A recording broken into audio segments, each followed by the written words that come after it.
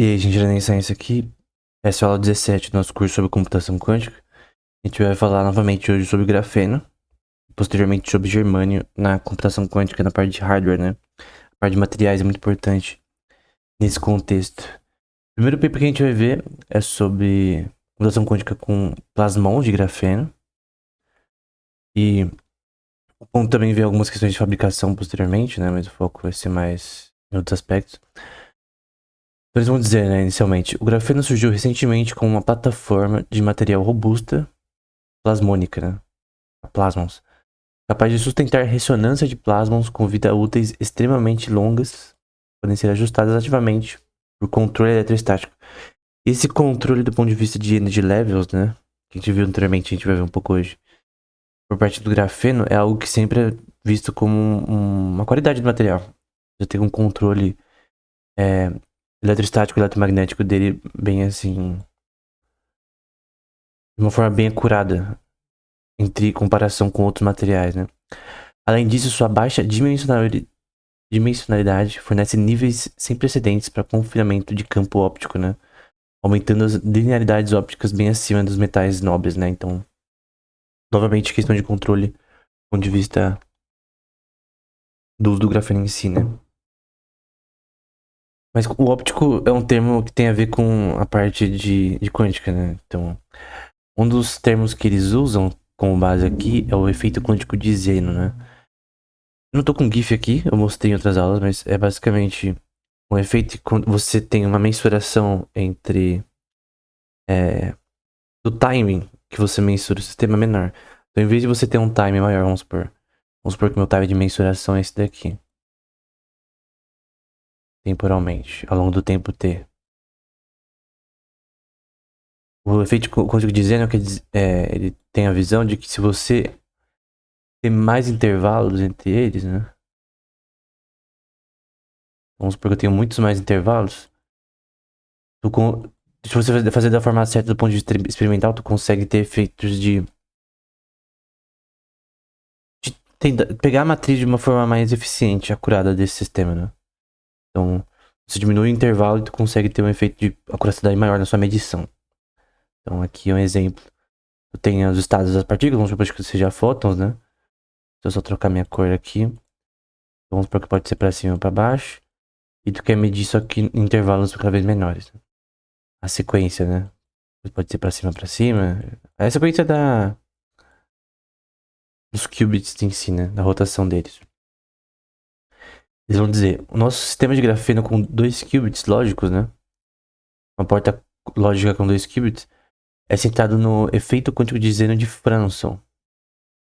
Pega a raiz quadrada de uma swap gate. Swap gate, lembra que, não tô colocando as imagens aqui, mas nas primeiras aulas a gente viu sobre as portas lógicas de Pauli, que são basicamente portas lógicas, equações numa Blocksphere.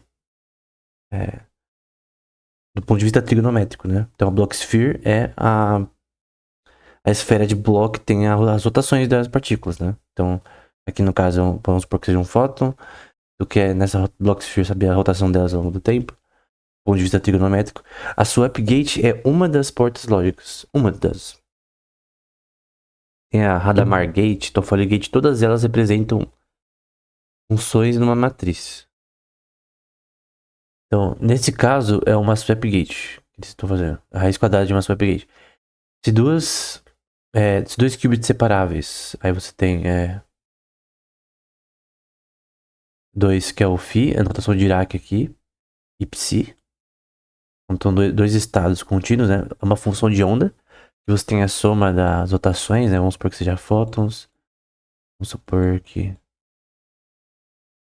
em zeros e uns você tenha 0, 1, 0. Vamos supor.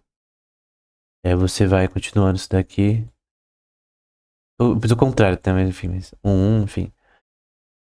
Aí você, por exemplo, você usa o protocolo BB84, que é o mais antigo, né? Tem um protocolo de chave de criptografia de chave pública quântica, né? Então, key distribution, mas vamos supor que você tenha isso.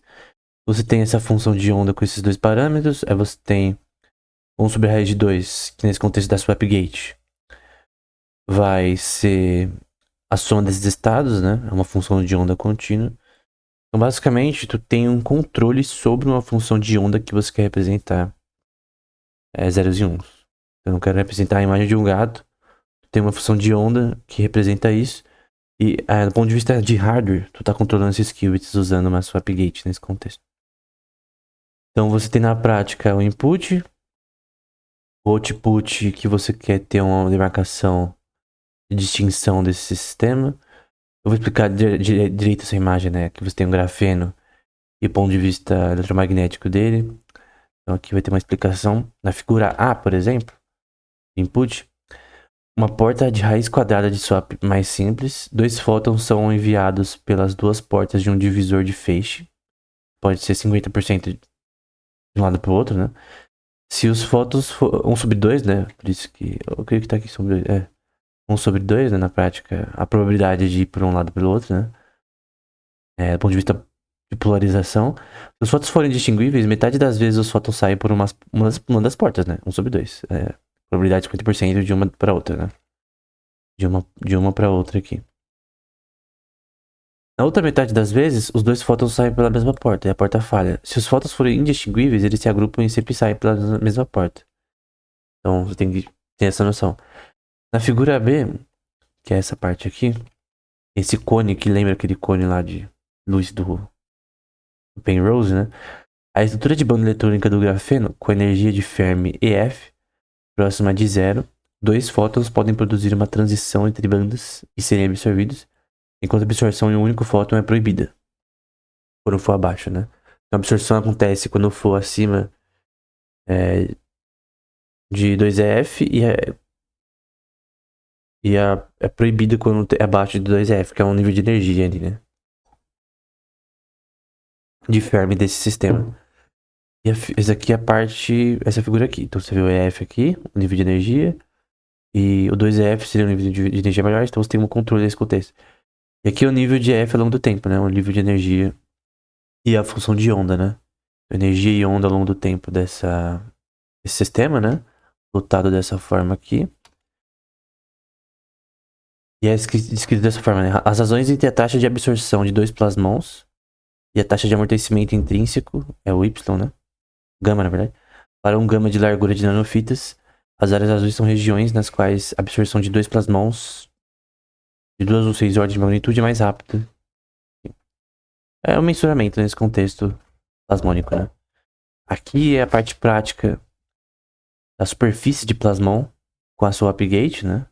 Aqui é a falha e aqui é o sucesso, né? Nesse contexto, né? Isso aqui se tem a equação que a gente viu anteriormente associada a essa sua upgate. Então, assim no geral o que acontece na prática, né? E o paper explica no caso, né? Essas nanofitas de grafeno são reunidas de modo que os módulos plasmônicos se acoplem por meio de uma interação de Coulomb nessa região, né? Uma interação de Coulomb ali. Para uma separação DZ entre as fitas, há um comprimento de interação que é operada a swap gate ali, né? Após o qual esse plasmon tem 50% de chance de probabilidade de permanecer do mesmo modo a fita ou trocar, né? Que nem na imagem que a gente viu anteriormente, né? 50% nesse contexto. Então você tem duas nanofitas que elas têm um gap, né? Chamado DZ, né? Aqui. Entre elas, onde vai acontecer esse processo, né? Uma coisa muito importante em computação quântica são matrizes, né? Normalmente a matriz que a gente aprende primeiro, talvez, é o trace de da entropia de Voigt-Neumann. Então, normalmente a gente tem a entropia.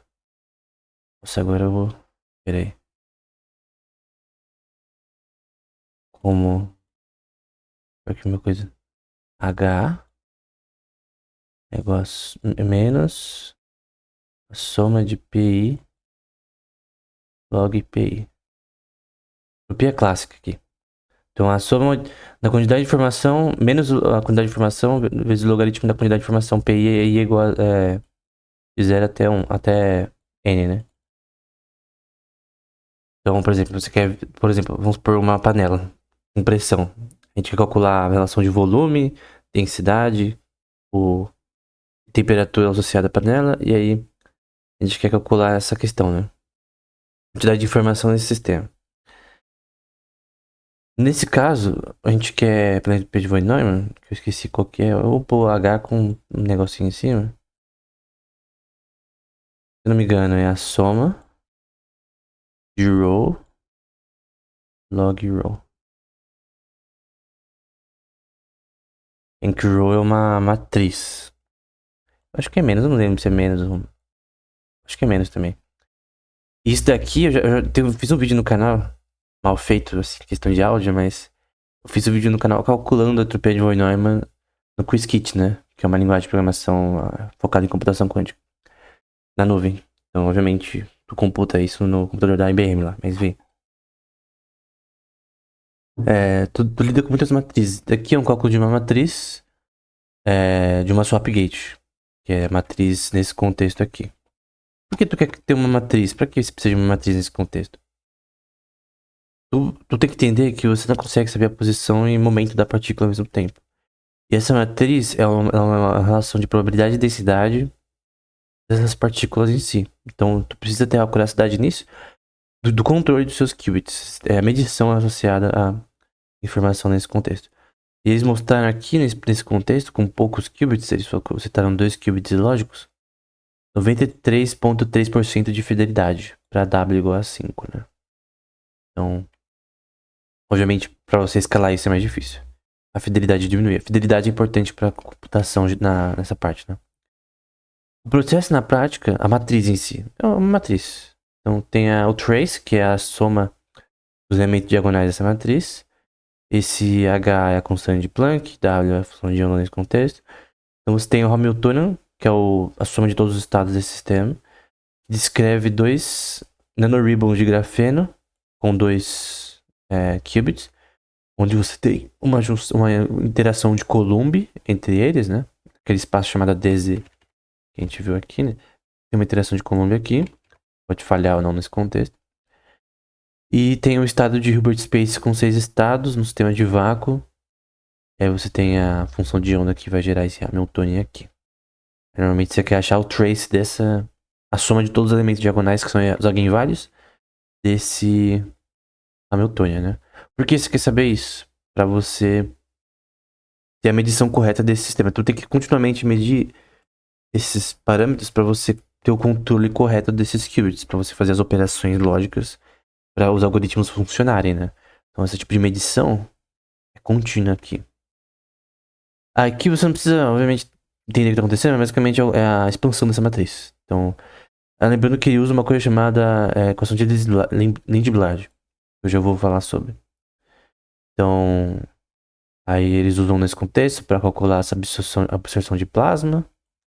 Aí a matriz reduz esse troço enorme aqui. Então, tudo isso daqui é uma matriz só, né? Basicamente uma matriz, não tem nada demais. É o cálculo na prática da matriz associada a esse sistema. Normalmente tu quer saber o trace associado a ela. Vamos dizer, assim que é da matriz de densidade, é a parte mais importante aqui dos pontos de computação quântica, né? Tu não consegue saber o momento e a posição da partícula simultaneamente pelo princípio da certeza de Heisenberg. Tu quer saber as funções de densidade e probabilidade desse sistema. Então essa densidade de matriz, essa matriz de densidade, você vai usar a swap gate, vai implementar ela. Eu tenho um row aqui, que eu já mostrei aqui na entropia de Von Neumann. É a soma de row log row, que é uma matriz. Nesse caso contém a representação de Dirac dessa função de onda. A gente vai para a notação de Dirac posteriormente. E você vai ter o desenvolvimento desse sistema com uma probabilidade 50% de você ter essa interação aqui, né? Distinguível ou não distinguível, né? A probabilidade de 1/2, né? Aí vai falar que essa de condição vai ser com curiosidade da UFRA matemática, blá blá blá. Enfim, o que importa é que é a forma que o cálculo é executado, né? E eles usam a equação de Lindblad. Eu quero só citar brevemente o que é, né? A equação de Lindblad é uma equação mestre em mecânica quântica que descreve a evolução markoviana, a evolução ao longo do tempo. A diferença de probabilidade markoviana da Bayesiana é que a Bayesiana usa histórico. Tem, por exemplo, o Hidden Markov Models, que também pode misturar os dois, mas na Bayesiana tu muda o histórico do sistema. A computação quântica é inútil. Tu precisa, na verdade, de um sistema markoviano, porque tu não consegue ter certeza sobre o sistema historicamente dele. É uma evolução que você não sabe o futuro desse sistema. Então você vê os estados atuais do sistema. Que para a probabilidade markoviana é perfeito, porque tu não tem memória, tu tem estatística passada, tu usa só os estados atuais. Os resultados aciais do sistema, né? Então, nesse caso, é muito conveniente esse tipo de probabilidade para computação quântica. Ela fornece a forma mais geral para tais equações, garantindo uma matriz de densidade permaneça válida. E um ponto importante que a gente vai ver, que preserva traços comutativos, né, e de forma positiva, considerando processos irreversíveis como a dissipação, coerência e medição quântica. Né? Coerência lembra que é perturbações nos estados. Você queria ter uma memória RAM quântica, mas você não tem como armazenar os estados ao longo do tempo. Enquanto o PC tá ligado. O PC quântico aqui, né? A equação é uma ferramenta fundamental para o estudo de sistemas quânticos, né? Ok, como funciona esse negócio? Resumo, né? Então, eu tô pegando aqui de uma palestra, né? De um site da USP aqui. Aí você tem essa equação diferencial, que você tem esse ρ de t. Nesse contexto da notação. É o mesmo parâmetro que eu coloquei aqui, né? Com divisa da entropia de Van Neumann. É porque é uma matriz, Tá tendo uma matriz que é um parâmetro importante desse sistema ao longo do tempo. E essa derivada de ρ ao longo do tempo vai ser igual a isso aqui. É só a derivada ao longo do tempo, é uma merda. Então você vai ter um operador superlinear nesse contexto, que é chamado normalmente de Liouville, que é uma analogia a uma equação. Essa equação aqui. Equação de Liouville, na mecânica clássica. Mas basicamente tu tá tentando entender essa equação ao longo do tempo. Porque no fim, se tu quer se entender nesse contexto, a relação matricial dessa mensuração que você quer fazer. Porque isso é importante. Aí a questão, o que você quer dizer, né? O que você quer ter, né? Dado um sistema inicial de uma matriz de densidade, P de zero, né? Você tem uma matriz, P de zero, ρ de zero, né? Porque o termo é ρ. Esse zero ficou horrível, né? Esse ρ também ficou horrível. O professor de grego coineno ia ficar bravo. Eu aprendi assim, né? A ρ. Elogia, né? O que vai ser a estrutura geral de Liouvilleana? Lembra que é derivada de ρ ao longo do tempo, nada demais. Você vai querer ter a solução para essa equação, que vai ser uma equação junina a todo tempo t. Significa que tu quer, de fato, calcular essa matriz continuamente. Que no fim a gente viu que calcula dessa forma, né? Então tu tem a Hamiltonian e tu tem a equação de uso dessa Lindbergh Equation nessa prática, né? Então a matriz no fim ela tem esse shape. Isso que importa pra você, não precisa saber. Você só precisa saber que existe essa matriz. É importante, não precisa saber como funciona exatamente esses detalhes. Então a solução vai ser um mapa linear em que esse P, ρ de t, né? Vai ser esse V esquisito de t, ρ de zero, em que eu creio que você vai ter n rows aqui, né? Até n. Tá pegando isso aqui ao longo do tempo. Então aqui é um super operador. E o que nós queremos mesmo agora é V de t, para ser um operador ao longo do tempo t. Nesse caso, essa equação mestre tem uma coisa chamada CPTP. Nesse contexto, o que importa no ponto de vista matricial é que você tem preservação do trace positivo. O trace, normalmente é assim que a gente coloca, né?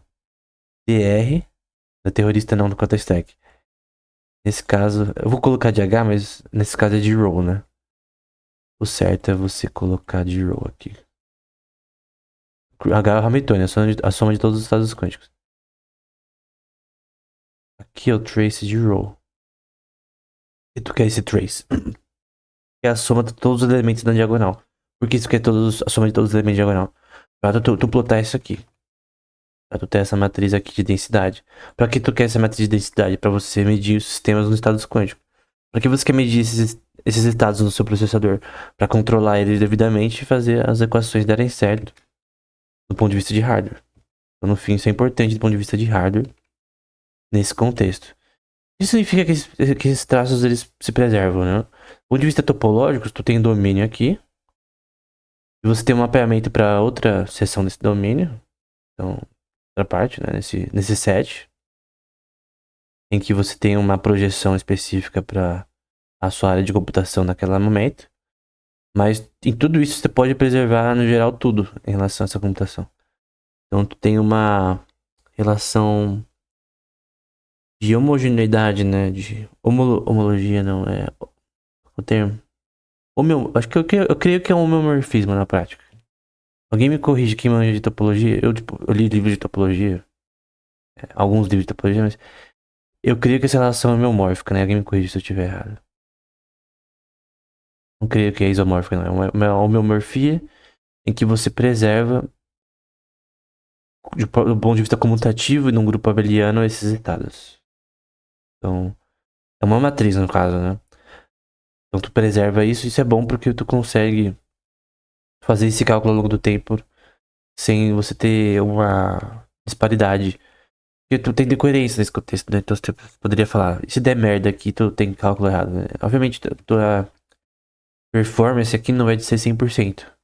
Tu não vai calcular isso daqui de 100% de acuracidade. Esquece.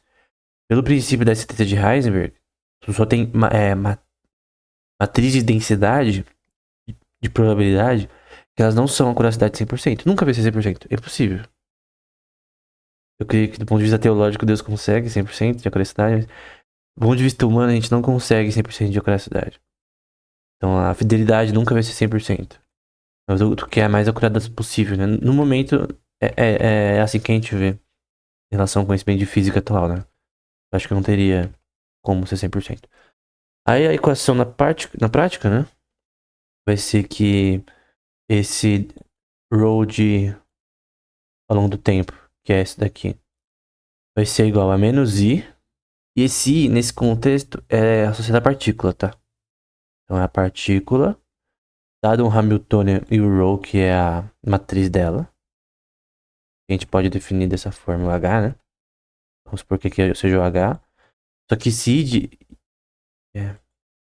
e se com a constante de Planck vai ser associada a essa partícula ao longo da constante de Planck continuamente. Você quer saber a questão de Schrödinger, a equação de Schrödinger da vida. Isso aqui é tipo a equação de Schrödinger na primeira parte.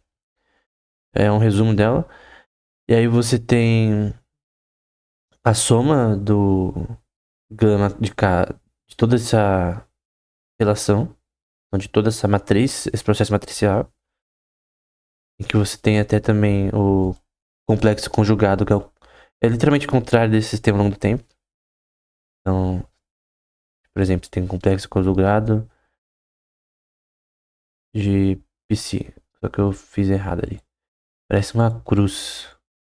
Ai, vou fazer aqui embaixo. Tem fio, complexo conjugado.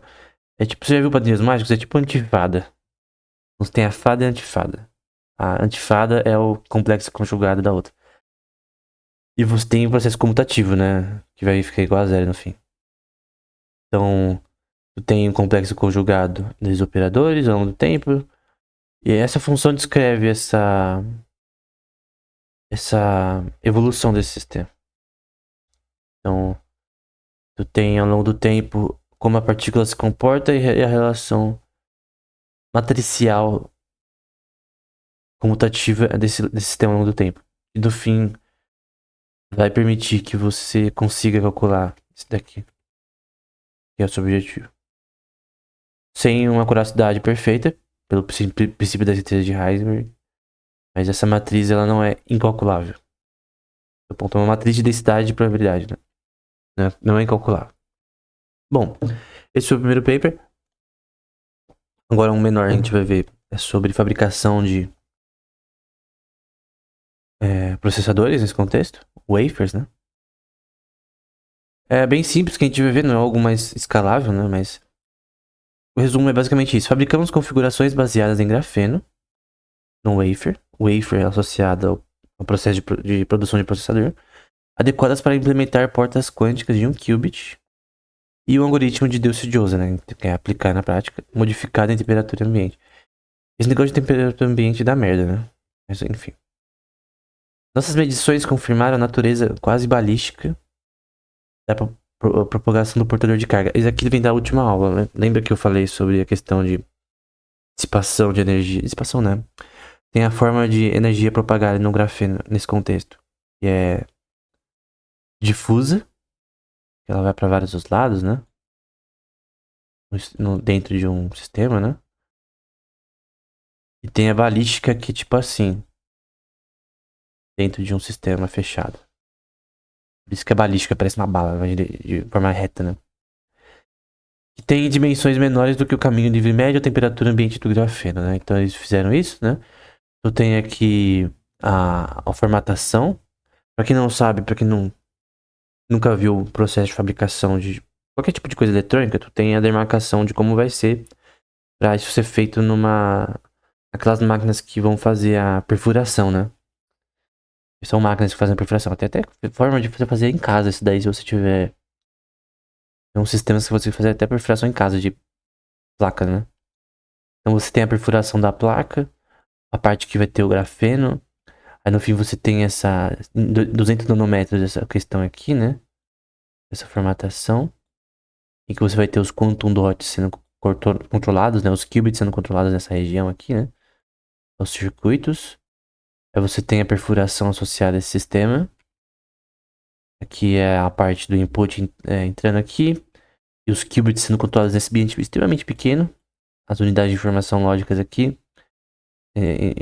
Passando por duas partes. 50% de chance de ir um lado do outro, que eu.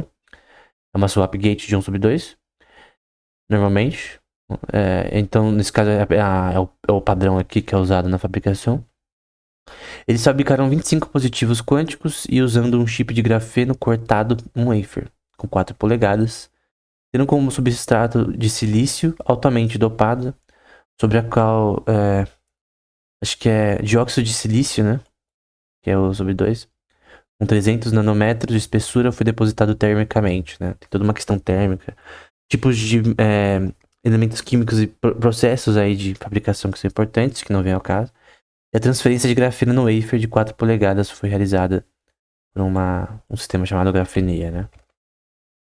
Então, basicamente, é um exemplo de como funciona o processo de fabricação, só que é bem básico aqui. É muito mais complexo do que parece quando você vê uma coisa mais escalável, né? Então, talvez num curso futuro eu fale sobre fabricação de processadores, com detalhes, né? Não é o momento agora. Até de placa de vídeo é interessante, né? Porque todo mundo tem placa de vídeo, processador, mas os pormenores de como funciona é muito mais complexo, né? O algoritmo de scheduling é um bagulho mais complexo. Bom, o próximo paper é sobre quantum dots com grafeno. Então, eles vão falar aqui sobre um processo aí de equação básica deles aí. Então, no processo de energia baixa de elétrons, você tem uma equação de Dirac de 4x4, né? Esse H nu com I é basicamente a sua partícula. Partícula é o longo da função de onda dela e I é a partícula em si. Vamos supor que eu fiz isso certinho ali. Aqui, essas relações aqui bidimensionais são associadas às matrizes de Pauli. Hadamard Gate, tem a Toffoli Gate, tem a Swap Gate, enfim. São as matrizes de Pauli em relação a isso. Então, a forma que na Blocksphere essas partículas vão se comportar. Então, isso aqui é uma matriz básica aí. Então, você tem a evolução da partícula nessa matriz de Pauli que você... Essa questão, a matriz de Pauli, as matrizes... perdão, que matriz de Pauli o nome, né? É a matriz de Pauli. Acho que na verdade eu tenho um correto Pauli Gates, eu acho. Enfim. A matriz de Pauli você usa para você transformar o seu resultados desse sistema. Então, elas funcionam para controlar esse sistema, para fazer rotações do spin das partículas. Então, essa operação é importante. Aí você tem a Josephson Gate para você fazer isso daí. Perdão, Josephson Junctions que a gente viu na última aula. Mas o grande ponto é que as matrizes de Pauli, elas são para fazer algoritmos. Então, aqui você tem as matrizes de Pauli que vão operar nessas partículas. E você tem a função de onda, em que esse μ vai ser associado à porta lógica que você está usando. E a função de onda vai ser esse psi aqui. Você vai ter a função de onda ao longo do tempo, complexo conjugado delas. Em uma lattice. Em uma estrutura de lattice. Então você tem lá os pontos que estão os qubits operando nessa lattice. Em entanglement normalmente, superposição também de partículas. Então aqui é um nanoribbon de grafeno. Então tem um grafeno aqui nessa parte em cinza. As portas lógicas e barreiras ao redor. Então um ribbon de grafeno com semicondução. Duas barreiras em azul. E um shape retangular do quantum dot. A parte em vermelho é para mudança, a parte que controla os níveis de energia. A gente vai ver. E você pode ter dois quantum dots ali nesse nanoribbon. Dois ou mais, né? Aqui eu coloquei de novo. Aqui o nível de quantum dot na barreira, que é a parte em vermelho. Então, aqui é uma mensuração de nível de energia, HNU, que é 0.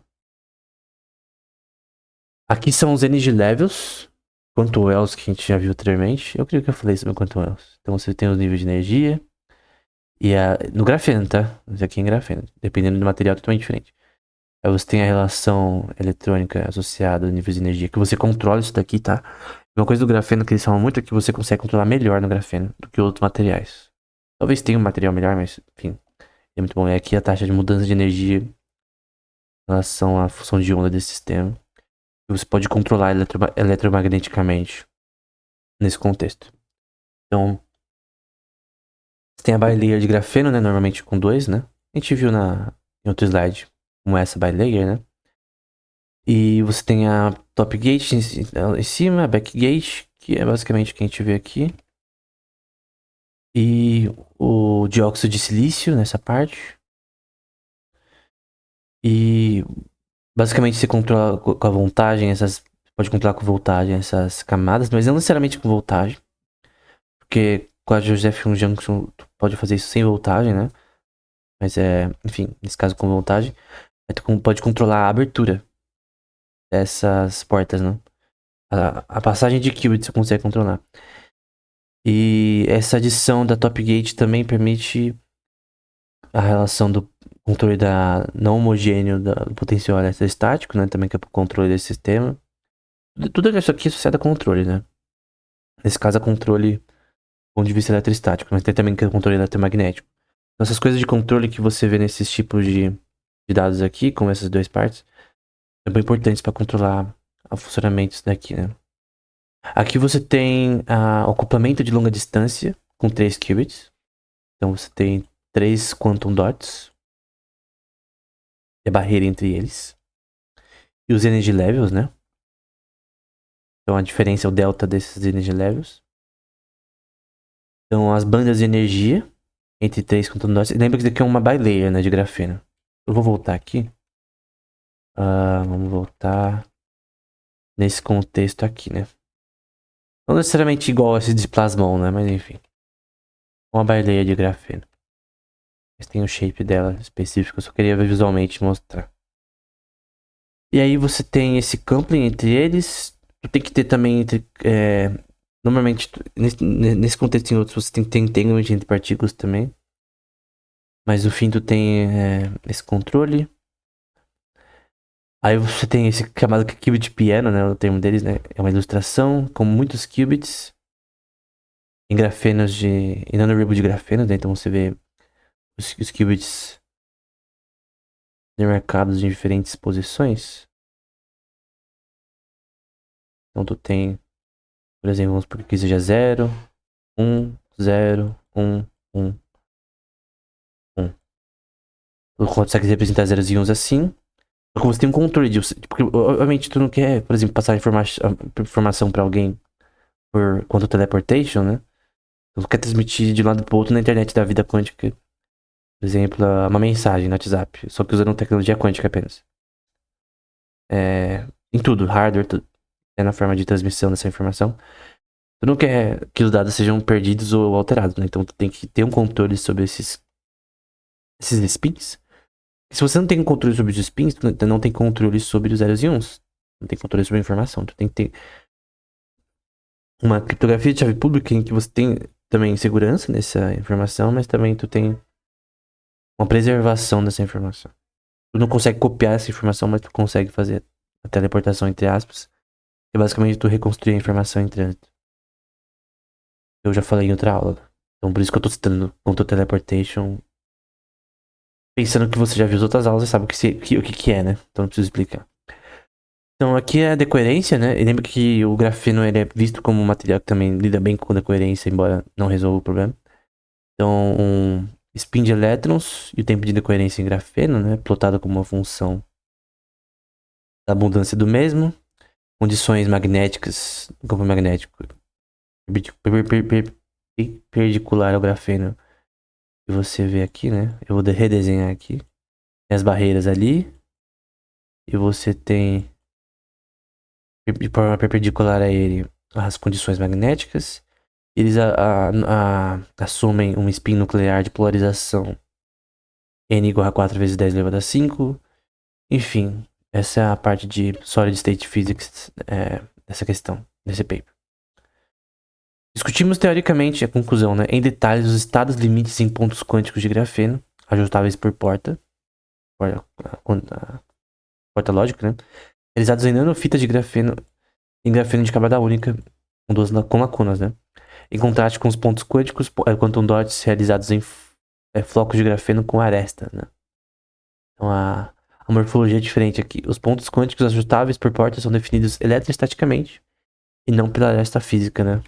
Uma condição de mudança ali eletrostática. E o futuro que eles dizem? Com os esforços teóricos e experimentais, que na visão deles era apenas a camada única de grafeno, acreditamos de uma grande quantidade de trabalhos interessantes com uma bicamada, né? Que a gente já viu em outros artigos. Então, em vez de uma camada apenas com duas camadas, o grafeno de bicamada, né, é potencialmente superior ao de única devido à criação de uma banda proibida ajustável por campos elétricos, né? Então tu tem uma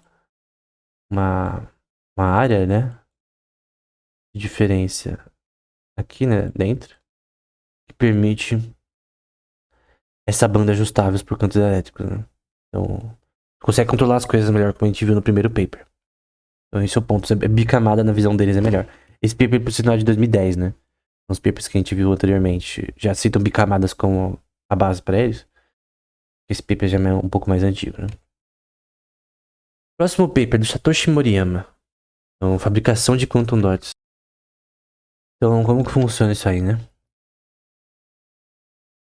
Então, quantum dots, eles vão explicar, né? São chamados de átomos artificiais, no sentido de que os elétrons estão confinados em um pequeno espaço e controlados nesse espaço, né? Eles podem ser aplicados a novos dispositivos quânticos, de pontos quânticos, quantum dots, como dispositivos de computação quântica de elétron único, e podem controlar a carga, primeiro, e os estados de spin. Por que tu quer controlar o spin? Porque tu quer controlar os spins para representar zeros e uns. Então tu não quer passar a informação de forma errada, né? Então tu quer controlar os spins, a rotação das partículas para representar elas zeros e uns. Os sistemas de quantum dots duplos acoplados por túnel diferem intrinsecamente dos sistemas de simples devido ao acoplamento de túnel interponto variável. Podem servir como unidades básicas de arquitetura nesse contexto. Então, a forma de dissipação de informação enquanto um túnel, né, aqui, né? Aí, citando novamente, eles vão falar sobre o chamado de zona de Brillouin, que é uma questão termodinâmica no contexto do grafeno, que é um grafeno dessa forma que é estruturado pela questão química dele. E na prática você tem... Isso aqui é muito importante do ponto de vista termodinâmico, né? Embora eu não vou explicar aqui com detalhes como funciona, mas é uma questão do grafeno. Aí você tem as camadas de grafeno em 20 nanômetros. E a intensidade aí do que é chamado de Raman Shift, com uma camada, duas camadas, três camadas e com um número maior. Aqui é as camadas em si, né? Uma camada, duas camadas de grafeno e três. Lembrando que isso daqui é em dióxido de silício sobre silício. E aí, esse aqui é o cálculo de mapeamento de Raman. Raman Shift, novamente, com uma camada, duas, três, quatro e cinco. E a explicação do que é Raman Shift, né? É um deslocamento de Raman, é a diferença de frequência entre a luz laser incidente e a luz espalhada na difusão, fornecendo informações sobre a estrutura molecular e vibrações de um material. Então esse que é o cálculo em uma camada de grafeno, duas até cinco ou mais. Então você tem informação associada ao material, do ponto de vista pode ser útil nesse contexto computacional. E no processo de fabricação eles vão falar que eles têm um spin em 80 nanômetros de uma chamada de electron beam, uma onda de elétrons. E aí você tem um tipo de litografia, que é uma parte da forma de criar processadores, né? Nós fizemos o padrão, que lembra aquele padrão de imagem que a gente viu anteriormente? Eles fizeram um padrão, vamos voltar aqui, nesse sentido aqui, né? Padrão pra peça depois ser moldada. Aí fizeram essa litografia, e aí você vai ter a schematic dessa litografia posteriormente no paper. Então a figura 3 mostra essa esquemática durante o processo de etching, né? Com íons. A litografia é uma parte, etching é outra parte desse processo de criação da parte da placa, né? Esse processador. Aí eles usaram também plasma de oxigênio nesse processo. E no etching de grafeno. Com a litografia e tal. E aí essa aqui é a litografia em si, né? Essa aqui é a formatação. A mesma tem. Aí plasma de oxigênio. Oxigênio de plasma aqui. O grafeno nessa parte amarela.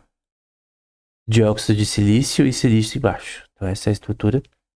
Na prática aqui você tem o controle dos quantum dots. Mas você vê que primeiro tem a estrutura litográfica. Para depois ser realizada no circuito, né? Na placa, né? O desenho e depois a formatação mesmo. Então aqui é onde os quantum dots são controlados, né? Esses espaços aqui nessa região. Então é um quantum dot duplo, né? Então basicamente essa é a noção, né? Em 3 camadas de grafeno com 100 nanômetros. Essa é a estrutura eletrônica com 2 quantum dots. Na prática, né? Do ponto de vista da resistência, coisas do tipo. E aí você tem a corrente ao longo desse sistema, nessas condições aqui. Como a corrente ocorre nesse contexto. E eles concluem, né? Fabricamos dispositivos de quantum dots em materiais bidimensionais à base de grafeno e medimos suas propriedades de transporte elétrico para ver se realmente era útil mesmo. A gente vê que de fato a utilidade é melhor, né? Na aula anterior, a gente viu isso daí. Determinando os detalhes finos das camadas de grafeno, lembrando que a finura do grafeno também é importante do ponto de vista eletromagnético, e substrato de dióxido de silício sobre silício, a partir de sua impressão digital, Raman, e fabricamos do Raman Shift, né? Então eles mostraram aí em diversos tipos de camadas como funciona, né? E a formação de quantum dots acoplados foi confirmada pela observação de Arão. Então funcionou pela estabilidade de carga, mostrando acoplamento do túnel de interpontos. No fim o negócio funcionou. Que muda continuamente, não monotonicamente em função das tensões da porta, né? Então, o grande ponto é que é possível você usar grafeno quantum dot com grafeno. Os materiais também, mas o ponto é que o grafeno tem uma superioridade teórica de outros materiais. Então, a gente fechou essa parte sobre grafeno. Eu poderia falar mais sobre grafeno, mas a gente vai pra germânio na próxima aula. Então, eu lembro que há um tempo atrás, já, acho que mais de um ano, dois, eu lembro de ver uma palestra na QuizKit sobre o uso de germânio na computação quântica. Eu achei muito interessante, porque eu nem sabia o que era germânio. E vi que era interessante, né? Tem um curso no Coursera sobre grafeno. Perdão, no Coursera não, na dx.org. Eu recomendo muito se você quer aprender mais. Eu aprendi muito nesse curso. É um curso básico, pequeno. Eu não sei qual universidade que dá, mas ele explica como o grafeno é feito, até do ponto de vista laboratorial. Tem um operador lá de laboratório que mostra como é feito. Tem uma palestra não, uma entrevista com o dono de uma empresa associada a grafeno, mostrando o mercado. Porque esse mercado também depende de uma questão de... É uma commodity, né? Então, é uma commodity sintética. Então, tem que ter uma forma de produção que atenda a demanda futura em relação a isso, né? Então, isso implica no custo, né? Mas, no geral, o grafeno, ele... Não vou falar de preço aqui, mas ele tá crescendo, né? E ter uma demanda futura maior... Porque a área do grafeno não é só computação quântica, é várias áreas. Até pra elevador planetário é uma coisa mais acima do normal, né? Uma coisa mais grande, né? Grafeno é visto porque é um material muito maleável, né? E paper também, você tem telas finas de celular. Então, a demanda por grafeno ela vai aumentar no futuro, isso é óbvio. Aí você tem questões de técnica de fabricação, técnica de uso de grafeno em várias áreas. Então, mas o mercado vai crescer. Isso é bom, porque tem várias funções que o grafeno pode executar, desde a sua desde o seu isolamento, né, nos anos 2000, até agora o mercado vem crescendo, né, como eu já mostrei na última aula. Só que a próxima aula a gente vai para germânio, né? Então, o grafeno é um dos materiais interessantes para computação quântica, né? Ou talvez os mais underground, talvez. Underground no sentido que não é o principal, historicamente. Computação quântica, né? Então ele é mais novo, né? Entre aspas, em relação a outros materiais, mas é interessante, né? Tem várias formas de você fazer computação quântica, essa é uma delas. Então, é isso. Até a próxima aula.